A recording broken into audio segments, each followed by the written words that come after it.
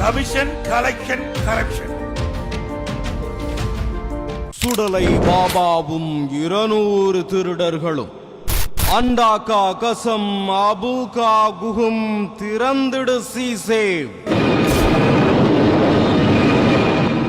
அலிபாபாவும் 40 திருடர்களும் படத்துல அண்டாகா கசம் மந்திரத்தை சொன்னதும் புதையல் நிறைஞ்ச ஒரு குகை திறக்கும். அந்த குகைக்குள்ள அலிபாபா நுழைஞ்சு மக்கள் கிட்ட இருந்து திருடர்கள் கொள்ளையடிச்சு வச்சிருந்த தங்கம், வைரம், நவரத்தின கற்களை தாறுமாறா அள்ளுவார். தமிழ்நாட்டிலையும் இப்ப ஒரு அலிபாபா திருடர்கள் கதை நடந்துட்டு இருக்கு. தமிழ்நாடுங்கிறது ஒரு புதையல் குகை. இங்க சுடலை பாபா தான் அலிபாபா.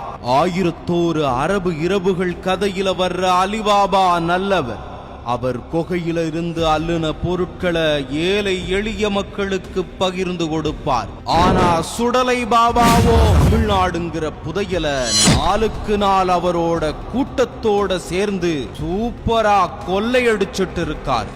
ஒரிஜினல் அலிபாபா கதையில வர்ற அபு ஹுசைன் தலைமையிலான 40 திருடர்களும் அலிபாபாவுக்கு எதிரிங்க. ஆனா இங்கேயோ திமுக அமைச்சர்கள், எம்எல்ஏக்கள், மாவட்ட செயலாளர்கள்னு 200க்கும் மேற்பட்ட திருடர்கள் சுடலை பாபா தலைமையில தமிழ்நாட்டோட செல்வத்தை சூறையாடிட்டு இருக்காங்க.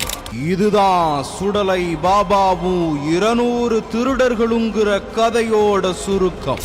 சுடலை பாபாவும் அவரோட கூட்டமும் நடத்துற திருட்டு திருவிளையாடல்கள் என்னென்ன, எந்தெந்த வகையில சுடலை பாபா கூட்டம் தமிழகத்தை சுரண்டுது, சூறையாடுது. திமுகவே ஊழல், ஊழல்னா திமுக. இந்தியாவிலேயே ஊழலுக்காக கிடைக்கப்பட்ட ஒரே அரசாங்கம் திமுக அரசாங்கம். இத பத்தி விரிவா அடுத்தடுத்த வீடியோக்கள்ல பார்க்கலாம்.